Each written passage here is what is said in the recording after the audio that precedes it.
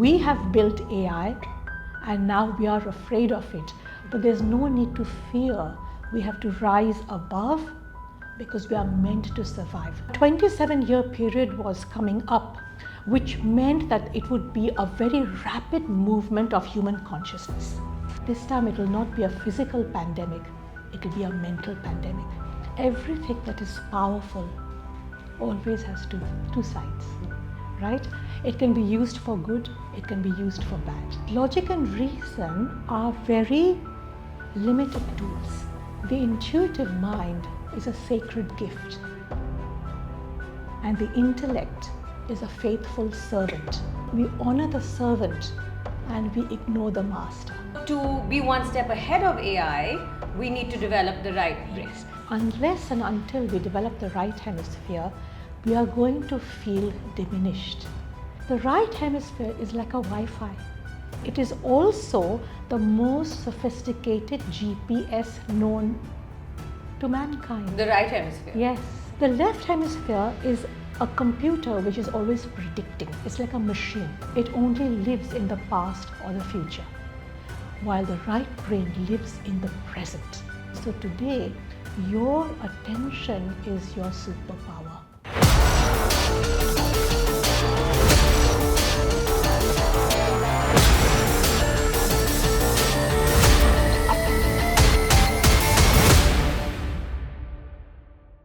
Are you afraid of losing your job to AI or artificial intelligence?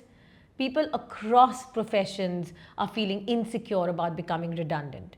But our guest on this episode of Buzz by the Bay assures us that we needn't fear the rise of AI, and the key to feeling purposeful in this tech-dominated world is to develop the right hemisphere of our brain, which governs creativity and intuition. Very pleased to have with us in the studio India's first lady Feng Shui master and mind and performance coach who has extensive knowledge of neuroscience, Kajal Sheth. Before we deep dive into this interview, I want to remind you to hit the subscribe button and the bell icon. Hi Anushka. Welcome. What a beautiful introduction. No, I mean, it's the first time we've met. I've seen your videos and follow you on social media, and you have some very useful, great information. And first time we met, and we're kind of color coordinated, I feel. I mean, that struck me when you walked into the room. I think there's nothing that is a coincidence. There are no coincidences. The universe is not random. And when you are on the same wavelength as another person, you will instinctively do the same things. Okay, same wavelength. So then this should be a very interesting discussion, much to discuss with you. You are the first lady Feng Shui master. Now you're into radiant mind coaching. I mean, yes. How do the two tie into each other? Right. So I believe that we are all called to do a certain thing in life. Feng Shui was a calling.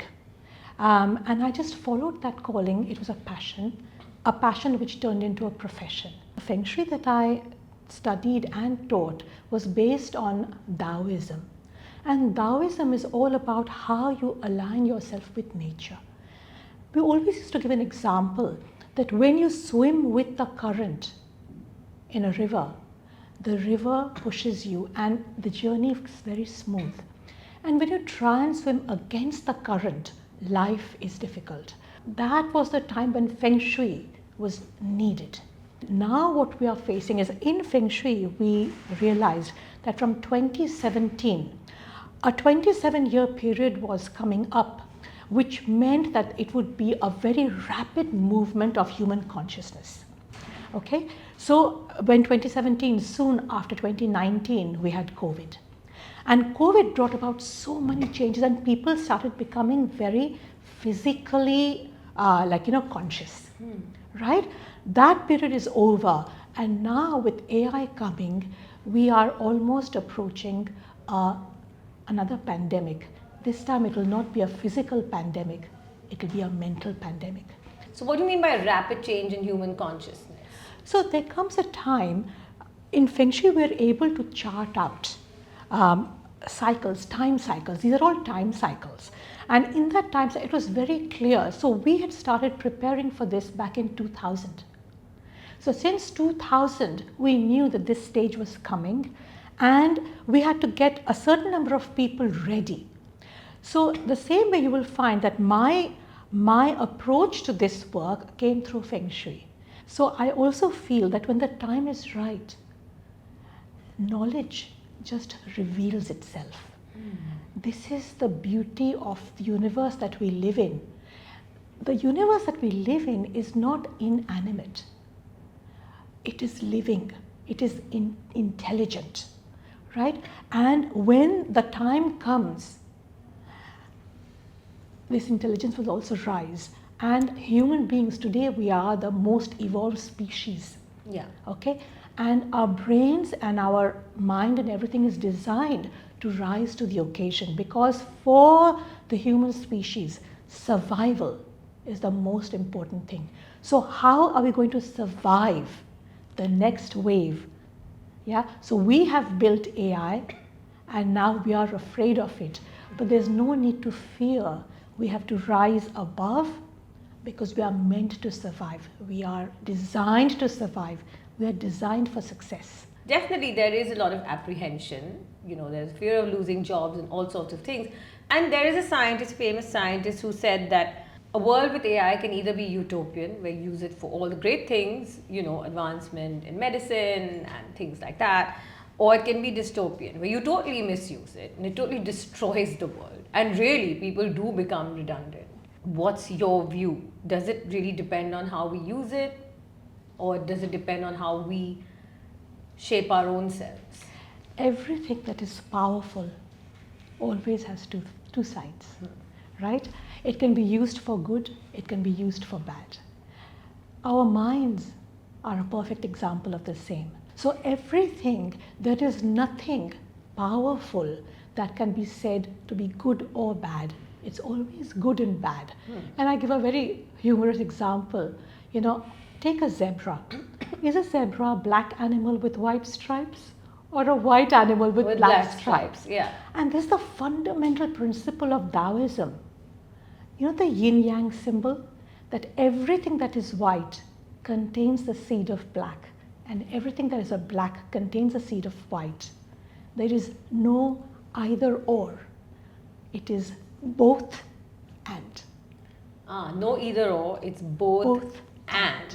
Very interesting perspective. And like you said, everything in life is, a lot of powerful things are double-edged swords, right? The mind. And the Bhagavad Gita says that about the mind. Krishna Bhagavan says that it can either be your worst enemy or your best friend. And so that was said thousands of years ago. But coming to AI, you've said that the only thing to prevent us from becoming redundant is developing the right brain. Why is that? We know that the right brain governs creativity and intuition, and we know the left brain is more sort of more logical reasoning. Right. So logic and reason are two ways where we can understand reality. But logic and reason are very limited tools, but we've given it a lot of importance. So Einstein said that the intuitive mind is a sacred gift, and the intellect is a faithful servant. But we have developed a society where we honor the servant and we ignore the master. The way the left hemisphere and the right hemisphere see the world are very different. So when seen from reason and logic, the left hemisphere looks at something like a spotlight.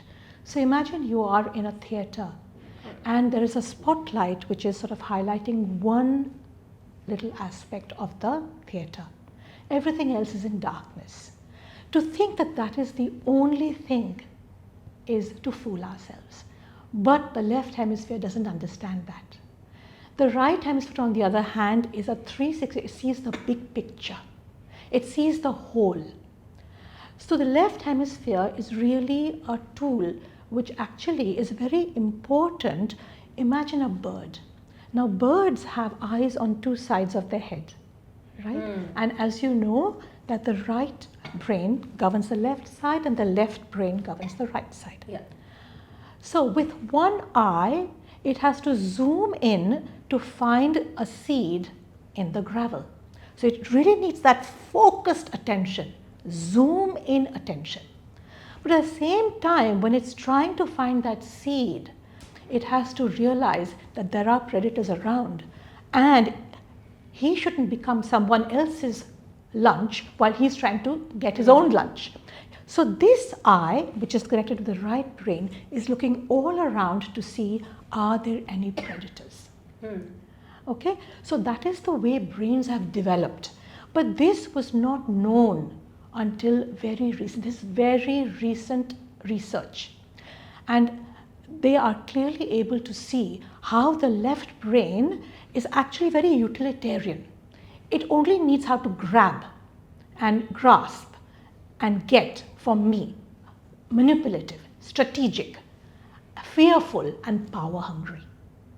Okay, while the right brain sees the whole thing, the big picture, and for life you need the right brain to understand.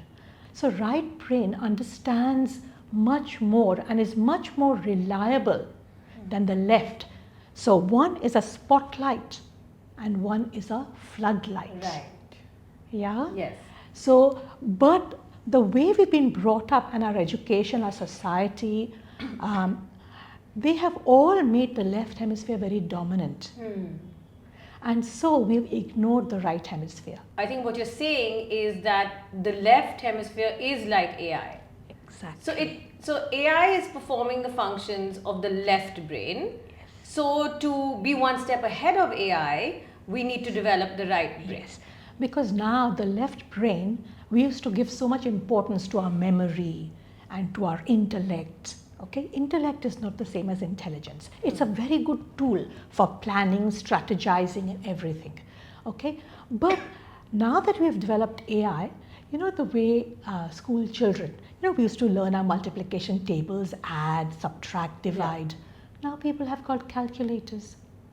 They don't have the same function. Yeah. So when AI can do what the left brain can do, and not just do it, but do it with much more superiority, then what will happen is, unless and until we develop the right hemisphere, we are going to feel diminished.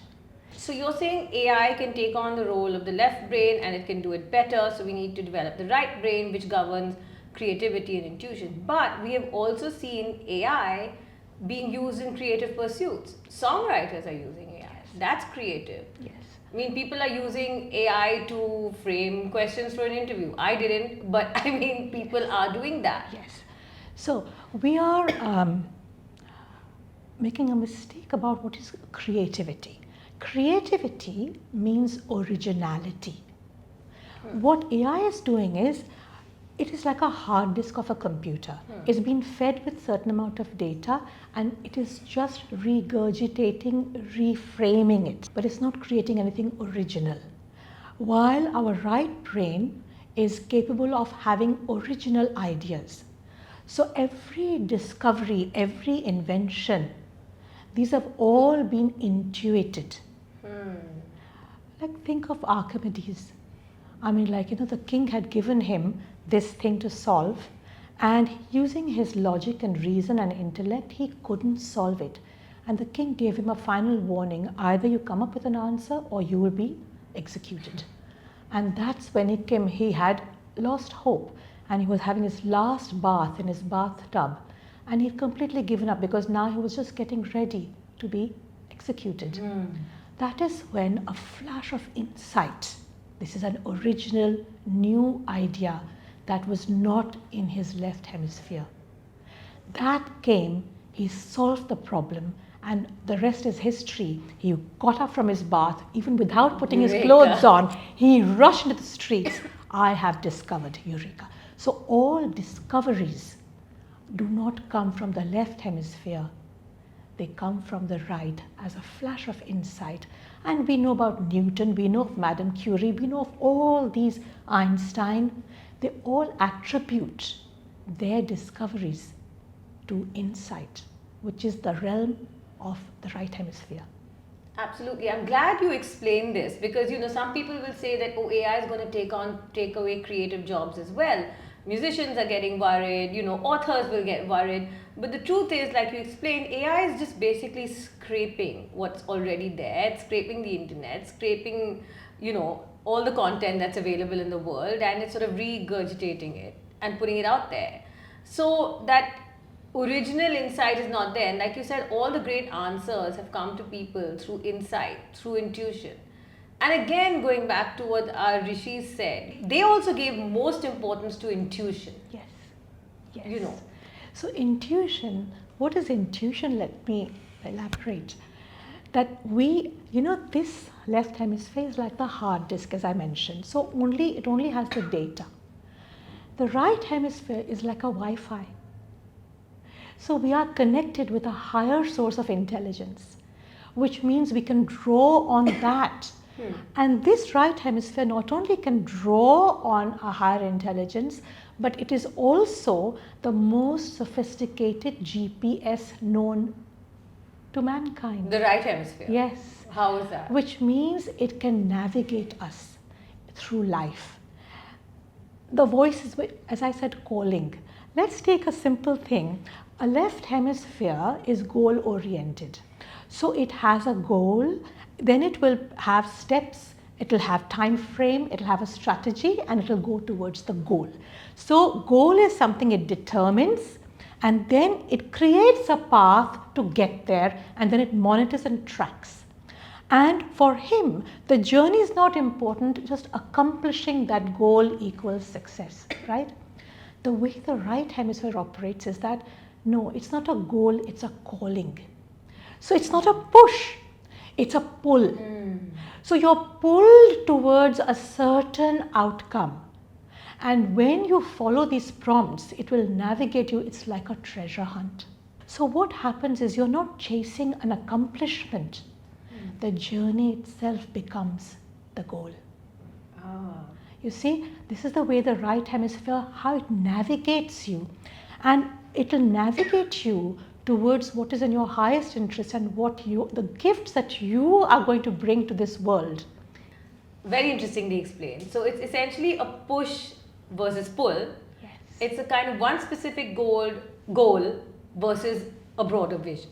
Yes. So that's essentially what the left versus right hemisphere is. Correct. So, I want to talk about how we develop the right hemisphere of the brain. I've heard you say in other lectures that we are not using our mind in the right way. We're actually, and it is true, scientists have proved that we are actually underutilizing our mind. You've also said in the past, I've heard your other lectures, that we give too much importance to science, reason and logic, which you're explaining right now.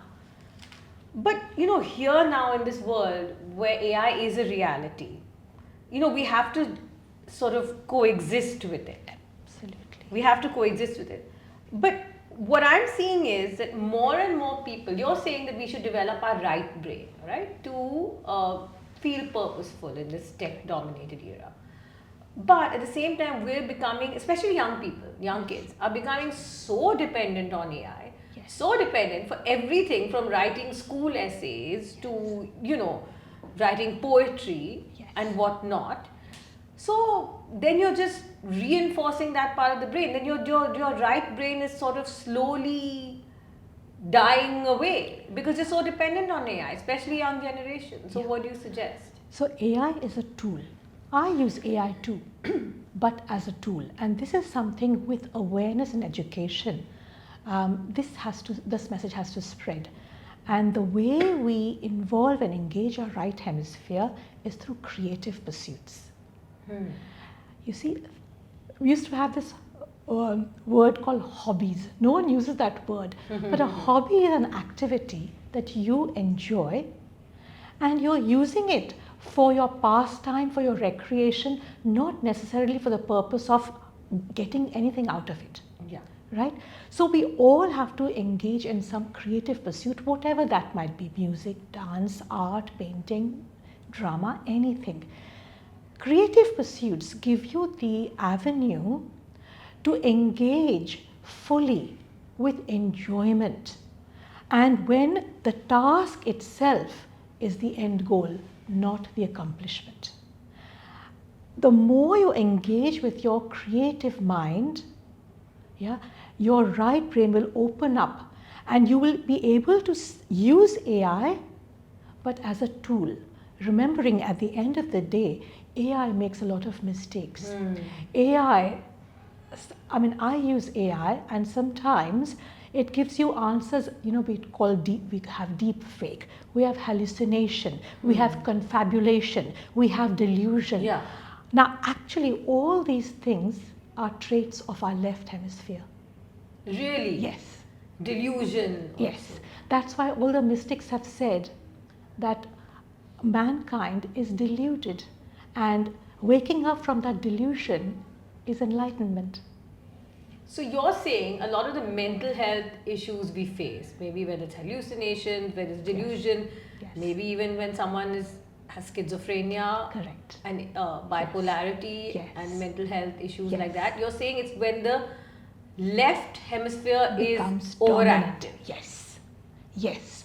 So now take a spectrum. Okay. The left hemisphere is a computer which is always predicting. It's like a machine. AI is a machine. Left hemisphere is also mechanical. Its job is to predict based on past memory. And it gives you stories.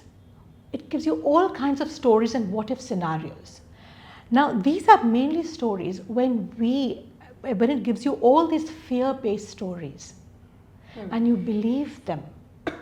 That is causing people suffering. People who are suffering are actually suffering because they take their thinking very seriously. So we are only suffering the stories our brain is telling us, thinking they are true. Let me give you one example. So I have a client who is sort of, undergoing cancer and cancer treatment and things like that. She's suffering, but she's not suffering the cancer. She's suffering the stories the mind is telling her. What will happen to your children when you're gone? What will happen to your husband when you're gone? How much pain are you going to have? Do you see? These are the stories the brain is feeding the left brain, and you're suffering that. That is not reality. Isn't it? You're not suffering the pain, you're suffering these stories. Right. So it's not the circumstances. So It's the the stress and stories. strain. Yeah, the suffering has nothing to do with the actual circumstances. In a way, it does. A person does have cancer. Yes, but the it's also the stories. Suffering is not the cancer. Suffering is what will happen. What will happen to me? What will happen to my family? What will happen to this? All these fear-based stories. Okay, because it's the left brain that processes emotions like fear and anger. Correct. The amygdala. What do you do? Do you like suppress the amygdala? What do you do? Right. No, suppressing is never the answer. The big change comes when you realize and your relationship with your thinking changes. So we have there are many voices, but let's just divide them into just two, just to keep it simple.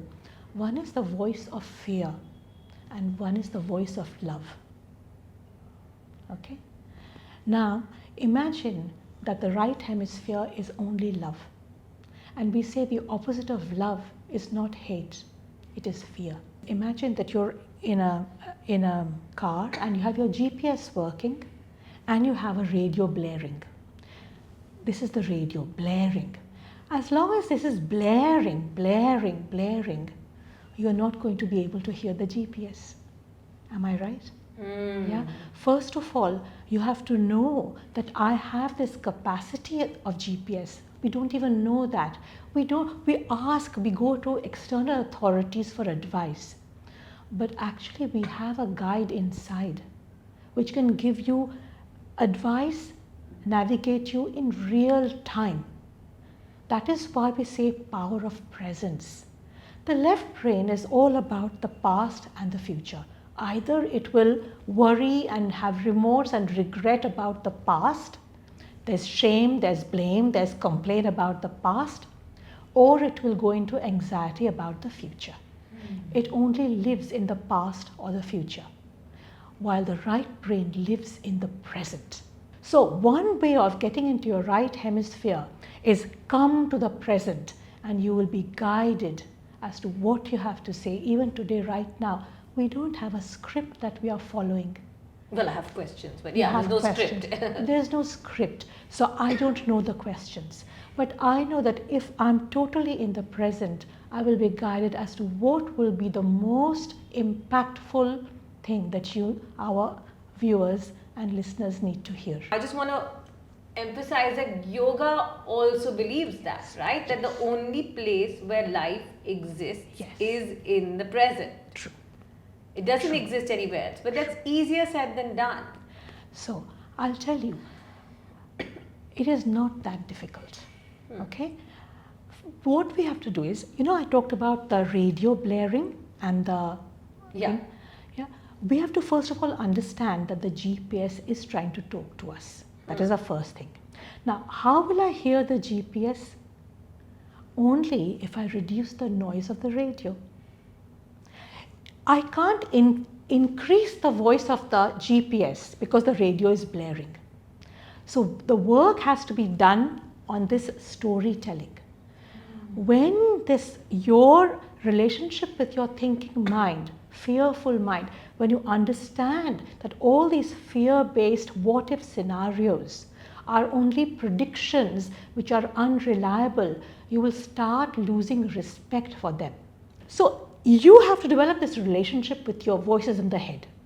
And there are voices of fear and also the inner critic. You're not good enough. You don't deserve it. You're not worthy. Yeah. You're not capable. You Yes. will lose. You will fail. This is the voice of fear. So we have everything that we need. Okay.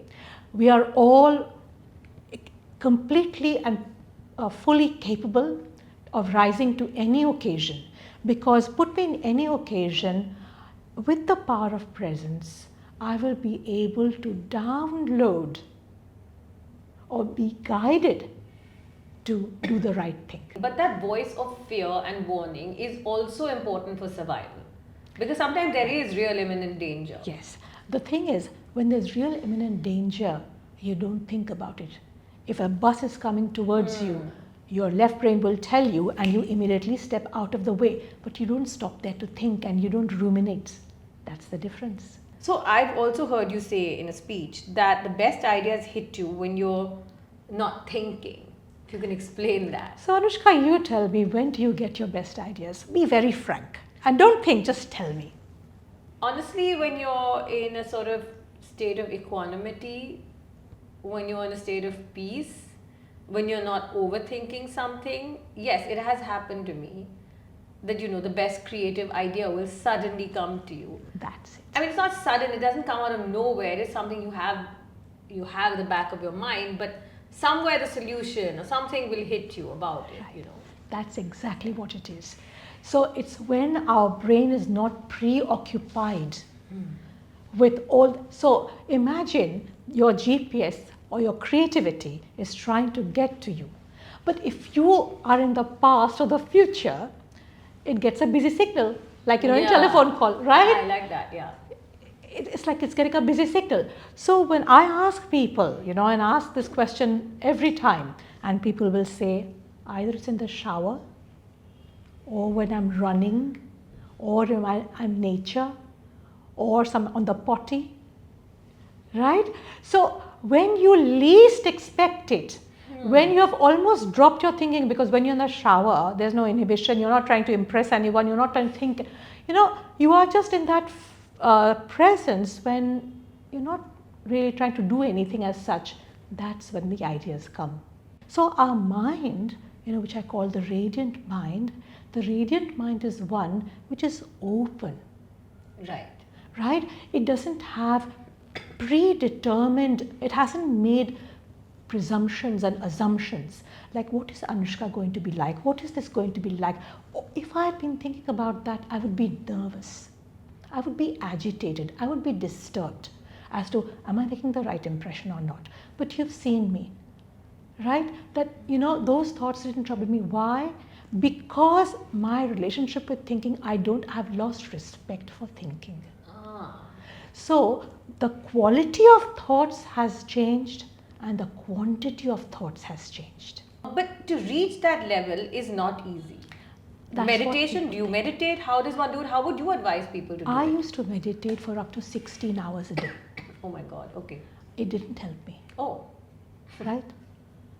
Understanding thought has made the difference. I was meditating, but I was only battling with my thoughts. You see, meditation as an activity will not get you Will not help anywhere. you. But Understand the meditation nature. with the right understanding of who you truly are, what is the power.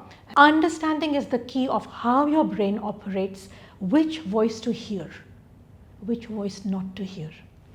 Okay. That is the key.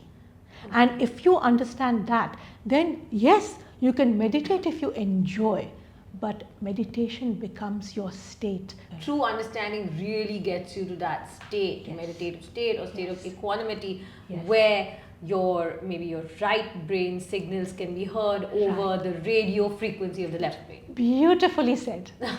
Beautifully said, Anushka. I mean, I'm just paraphrasing what you have No. explained so well. No, but you have heard it. You see, so many people don't hear. They only hear what they want to hear. And what you have heard, you've really captured the essence of what I'm saying. Kajal, I want to end with one question on practical tips, right? Okay, so we've explained all this. How does one put this into practice? Really become more right brain dominant, as you say. Right. Calm down the negative voices in the head. Yeah. So the easiest way is to follow your passion. At any given time, when you have time available, okay, what is the most enjoyable thing I could do right now? When you do whatever the task is with passion, you give your everything in it. That is when you are not so self-absorbed. The more self-absorbed we are, how am I doing? How am I doing? How am I doing? This is what is the cause of suffering. When you become one with your painting, one with your dance, one with your music, one with your gardening, one with your cooking, enjoy it fully, time stops. Right? And that is when you fall into the flow state. Now, we've heard so much about this flow state. The flow state can only be achieved if you're fully engaged in activity, which means you're not distracted. But today we have so many distractions, so much FOMO, so many notifications, and we're allowing. So today, your attention is your superpower. Which people have so little of. That's it. So when you put your attention on something, your 100% attention, because you will only put that in something that you enjoy. Right? So when you start doing things that you enjoy, for me it is music, for me it is cooking, and I put my heart and soul into it, time stops. I'm in the flow. In that flow, my mind aligns, realigns. Okay? That's healing. That's integration. Okay. So it's not as though that we have to just give up our left hemisphere. The left hemisphere has to be integrated with the right. Yeah. AI has to be integrated with our intelligence. So it's not to say I don't want it. As I said in the first, it's not either or, it's both and. Okay. Not either or, it's both and. Follow your passion with attention, with awareness. Balance both sides of the brain, and we can take on this challenge of an AI-dominated world. Thank you. It's been a beautiful discussion. Thank you so much. And I'm very thankful to you, Anushka. It's been a real pleasure and a privilege. Thank you.